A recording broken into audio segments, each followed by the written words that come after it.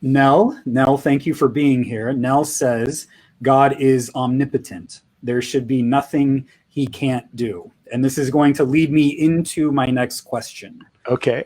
So, can God perform miracles?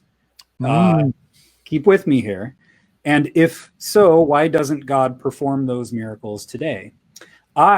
This Sunday, I am going to be preaching on Jesus who feeds the miracle of the 5,000, which is a misnomer because it's 5,000 men plus women and children. So there are probably 10 to 15,000 people that Jesus feeds with these 5 loaves and the fish.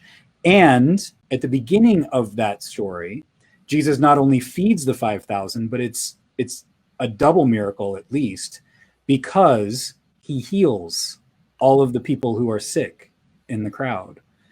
So if God is God omnipotent? Surely God is omnipotent because Jesus can heal people, right? What do we do with the miracle stories in the Bible with your view of God can't? So this is a huge topic that I'm going to try to keep concise. And as I start, let me fudge a little bit. Fudge is not the right word. Let me say I go into a lot more detail in this new book. There's a whole chapter on miracles.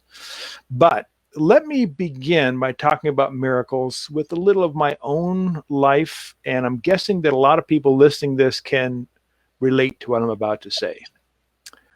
I have prayed for miracles to happen, for people to be healed, and have had a really low success rate in my prayers. I have asked God, not just selfish things like, I want a new car, but heal people of cancer, and they've not been healed. So it's not like it's frivolous, and these are big time things. I went from a time in my life in which I was totally in on the God healing all the time.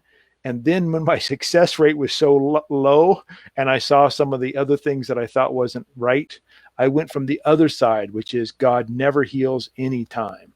All healing is just through modern medicine or chance. I now have a view that's between those two. It says this: God always works to heal in every situation, at all times, at all levels of existence, from the most complex to the least complex. But God simply can't heal single-handedly. So this is going to the God can't stuff. And God requires either the conditions of creation to be aligned or conducive, like in terms of inanimate objects, or God requires some kind of cooperation at the cellular level or the organ level or the individual level, the social level.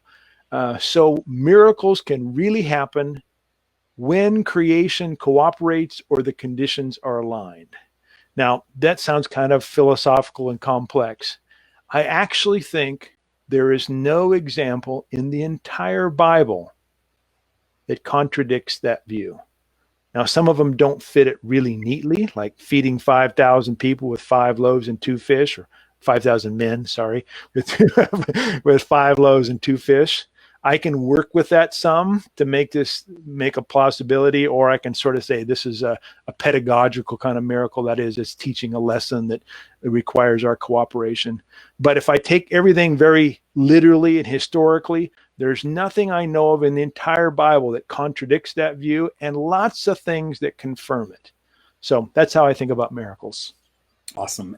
Raylene says this, and I was going to go here too. On the feeding of the 5,000 plus, I've figured that they're drawing in the child. This is the Gospel of John. In the Gospel of John, there's a child with the loaves and the fish, and everybody's starving. And the child comes up and says, "Hey, I have these loaves and these fish. Here you go." Yes.